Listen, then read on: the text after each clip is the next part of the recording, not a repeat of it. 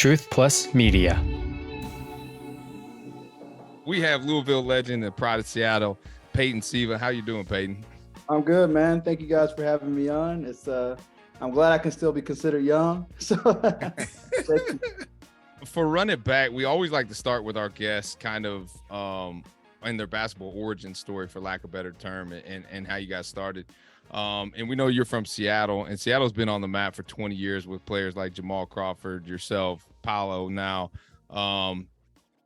What kind of brand of basketball distinguishes Seattle? Is there a brand of basketball, or is there certain characteristics from what you guys bring, you Seattle guys bring to the court that's different than other regions in the United States?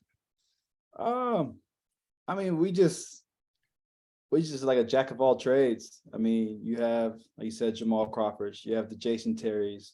I think a lot of times people get caught up in how athletic the guys from Seattle are. You know, you had Nate Robinson, Zach LaVine, myself. I was pretty athletic when I was, coming through college. And, Brandon Roy, B. Roy, Porter now, DeJounte, just the guys of that nature. Martell Webster.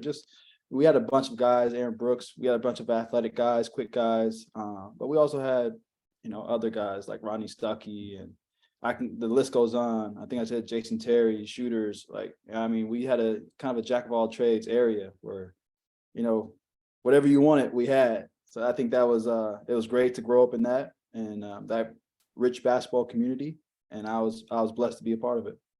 Now, hold on, man. Now, you just going to sit up here and name drop and just show out on us like that. All these great players from Seattle, come on, man.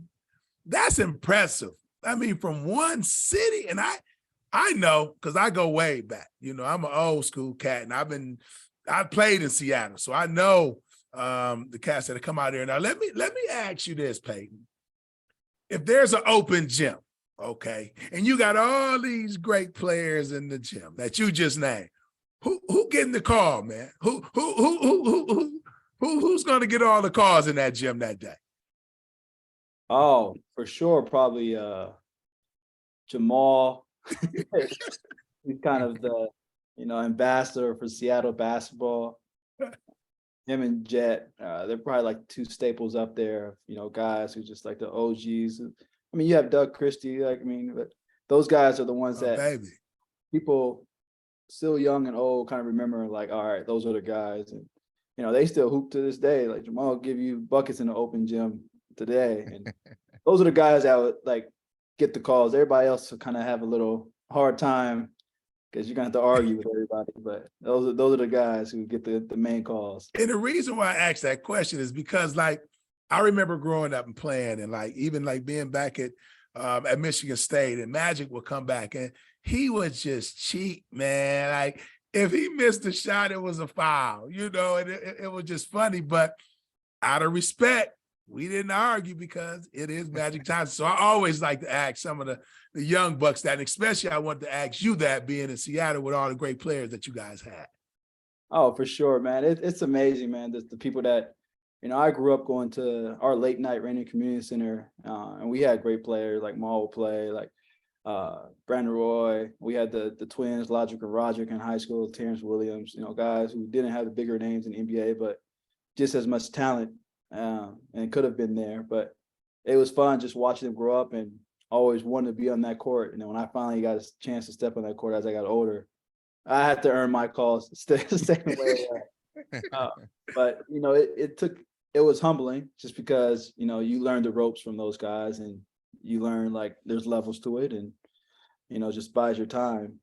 But those guys are great, man. They're very tight knit, and, they look after you. So it's amazing. How much of an impact did having the Supersonics there while you were growing up have on, not just on you, but on the community? It was amazing, man. I would say for the basketball community, it was huge. I mean, the Sean Kemp built an outside basketball court right across the street from my house in the inner city of Seattle on Junkins, where I grew up. And I would go to that court every day. And that was where I, after school, I would go there and play, and, with my friends. And then you had Gary Payton, who would, his son played in all the, little leagues, CD Panthers, Rotary, and he would come to the games and actually, seeing those guys in person, it was amazing as a basketball player, just because, those are guys on TV, those are guys at the top of the top. Unfortunately, they left. The Sonics moved to OKC, but for the community, the basketball community, they were very important. Yeah. Even for me as a youngster, I went to a game and I still remember to this day, Reggie Evans pointed me out in the stands and gave me a ball at the end of the game. I was just a little kid and I still have that ball. And a lot of people might not know who Reggie Evans is, but for me, no matter if I played 2K or whatever, he was on my team after that day. So that's what they kind of meant to the community. But when they had it rolling, man, it was good times in Seattle. But yeah. Yeah. And Reggie Evans, I played with Reggie in Seattle. He was a straight dog. He one of those cat you want on your team, but you would hate to play against. He was that's the kind of that's the kind of cat he was. Let me ask you this before we move on, but because all the great tradition, all these great players that we've seen on TV, we've seen win championships. It got to be a player that didn't quite make it out, that just had game. Like who's one of those guys, one or two guys that out of Seattle had straight game, but wasn't quite as lucky. I won't say lucky. Didn't quite make it out as you thought they would. From basketball, from when I was growing up, I would say probably Reggie Moore. He was a guy that went to O'Day and then went to Rainier Beach, which has a plethora of players. He ended up going to Washington State, but he was amazing when I grew up. He's one of the most athletic guys I ever played against, had it all. Just didn't work out for him at Washington State, but he's doing big things with his clothes, the sky blue. But I would say him. And we were guard heavy. Him, Mark McLaughlin, another guy who I grew up with. He was a hell of a scorer. But just little names like that, and even guys who did make it but just didn't last long. Like my favorite player growing up was Marcus Williams. He went to the University of Arizona. And nice. I was good friends with him, and I got a chance to watch him personally every day in practice. So those are a couple guys that was just like, man, they definitely should have had a better career at that point. It's just some things didn't work out, but I'm sure there's plenty of other guys down the line that we keep naming, but those are the guys that kind of stuck out to me that I was like, damn. So one thing stood out to me when I was doing my research for this pod on your high school numbers is you guys won a state championship your freshman year, won another state championship your senior year. You averaged 13 as a freshman and then only 18. I say only 18 in no disrespect, but only 18 as a senior. But your averages were like 18, 5, and 5 as a senior, but yet you were Mr. Basketball in the state. You were a McDonald's All-American. You were a top 30 recruit. Can you please talk to right now, give you this platform to talk to youth basketball parents right now that their kid does not have to shoot every single time to be the man and get the accolades at the end when it's all said and done? For sure. So that came with my high school coaches, man, from Rotary program to my high school coach, Jason Kerr, who they really shaped who I became as a basketball player. They helped me understand that basketball was a team sport, the team concept. Like there was games where I could have scored 30 points or try to I had 45 against Rainier Beach when we needed to, but it was to the point where, like, for me, it was all about winning. And I knew that at a younger age that if I won, everybody's going to have success. And that's what I wanted. I wasn't the type of guy who was very selfish, who, wanted all the accolades for myself. My main thing was like, I'm trying to get everybody who's around me to college or to get looked at or anything. I wasn't the type of guy that really liked all the attention on myself. So, in my high school team, the tallest guy was probably like 6'2", 6'3". So I would play center. I would play whatever coach needed me to play. But we went out there and competed, and that was fun for me. So like you said, I would tell parents, man, coaches know if you can play or not. Like, you don't go out there and shoot 20, 30 shots and get 20 points. Like, they understand that. They see that. They know it.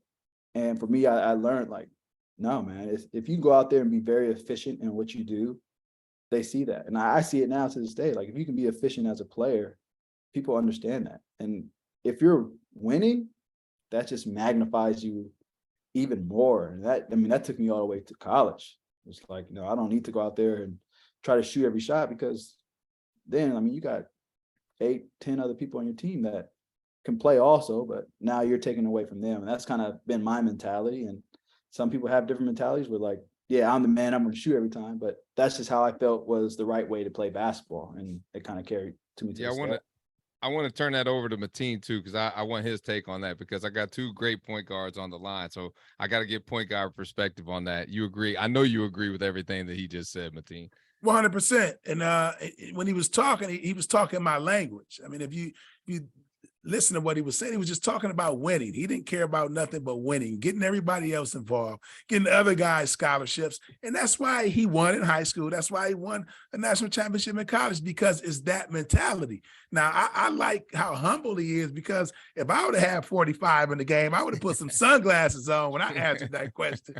But well, you did notice that he did come out. He led with that first, after I kind of said, like, only 18. Then he led with it, and then he filled in the blanks. Yeah, he was like, Josh, let me let you know I have 45. So I could go get 45 when I wanted to, but I just wanted to win the game. But no, I think his mentality, and I think that's what make him so great. I mean, point guards, quarterbacks, and point guards are judged on wins and losses, and that's what it's about. And just hearing him, I know I watched him from afar, but I'm not surprised that that's the mentality that he had, and not surprised why he's always had success.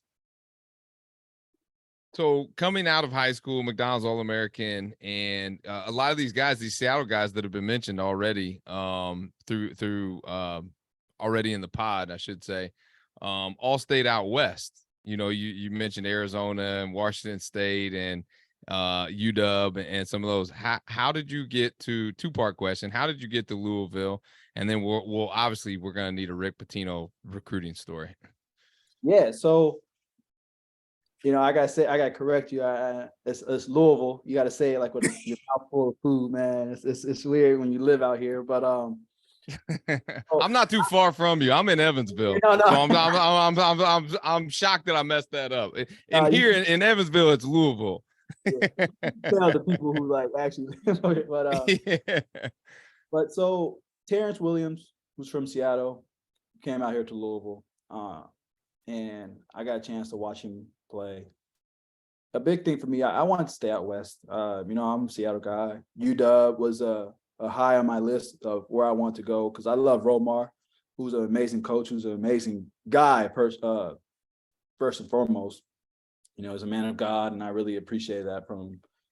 But they had too many guards there. They had, Abdul Gaddy had just committed there, who was a 5-star recruit, who was a good friend of mine. They had Isaiah Thomas there, who is also from Tacoma area, who is a hell of a player in his own right, as people know. Yeah. They had another guy, my teammate, Vinoy Overton, who was also there, who was my high school backcourt mate. And, I was looking at them, I was just like, there's just not a lot of room for me.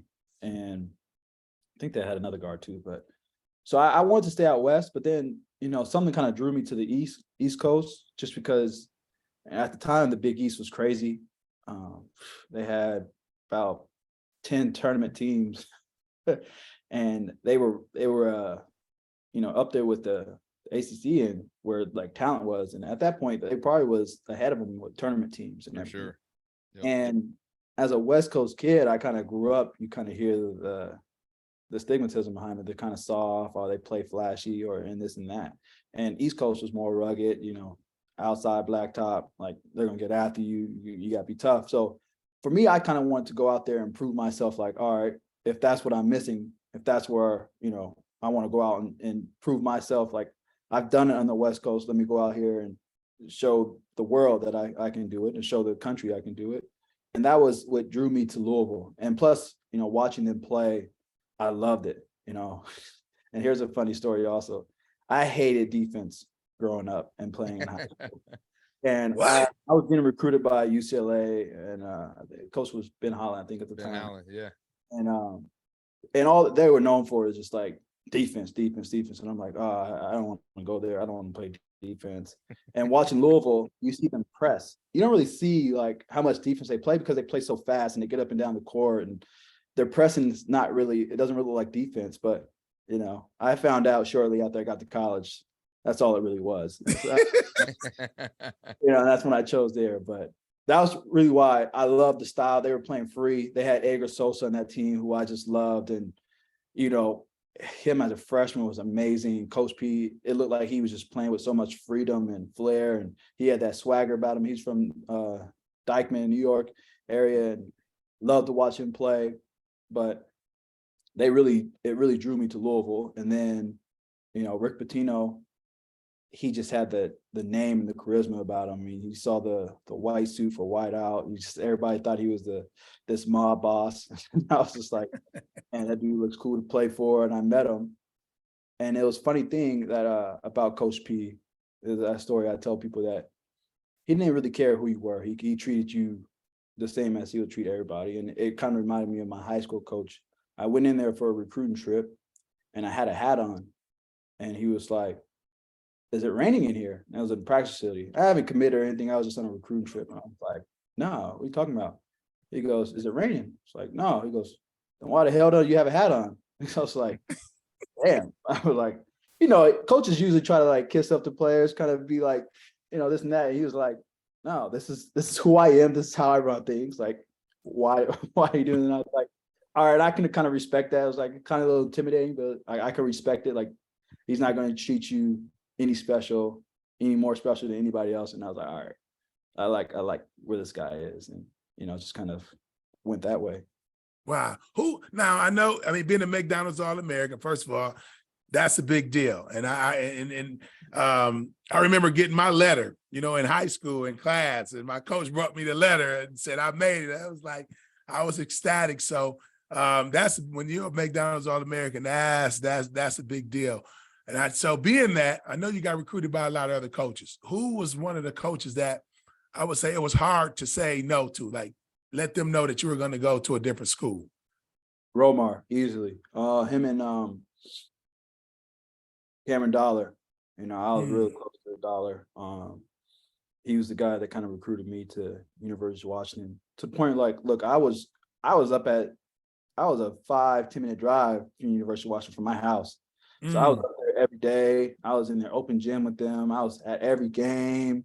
I was in their student section. I was jumping up and down. Like, I was living the college life, man, college experience. And I loved that school. And I mean, you know, and they had guys like, you know, Trey Simmons, Brandon Roy, Will Conroy, Nate Robinson. All those guys were in my era growing up, where I got to actually watch them play, and they were turning it out at UW. And I was like, man, I want to be a part of that. And plus the Pac-10 at the time was, you know, crazy also. So when I had to make that call to Cam, it was hard, man. I didn't want to. I was like, I don't want to, like, I'm like a people pleaser, so I didn't want to like disappoint him. I was like, damn, man. But my coach was just like, no, you have to, you know, man up. You have to show them that respect. I mean, they put the time in with you. So that's the courtesy call. And I remember I was driving. I went to like Wendy's, and I was like in the drive-thru. And I was like, all right, and my friend was there with me. It's like, man, you gotta do it. You gotta do it. So it was hard, man. It was tough, but I made that call to him, and I told him like, hey, look, man, I'm going to commit to the University of Louisville. And Richard Pitino was recruiting me from the University of Louisville, and I called him right after that, and he was on his honeymoon. So that was a gift for him, and he answered my call, and it was probably like 2:00 in the morning, but he was happy to accept that call at that time. His wife. Damn right, it was a gift for him. Thanks again to our guest, Peyton Siva. Thanks, as always, to my co-host, Mateen Cleaves. Thanks to our partners at 19.9. The episode is produced by Truth+Media. You can get more at truth+media.com. I'm Josh Barnett. We'll see you next time when we run it back.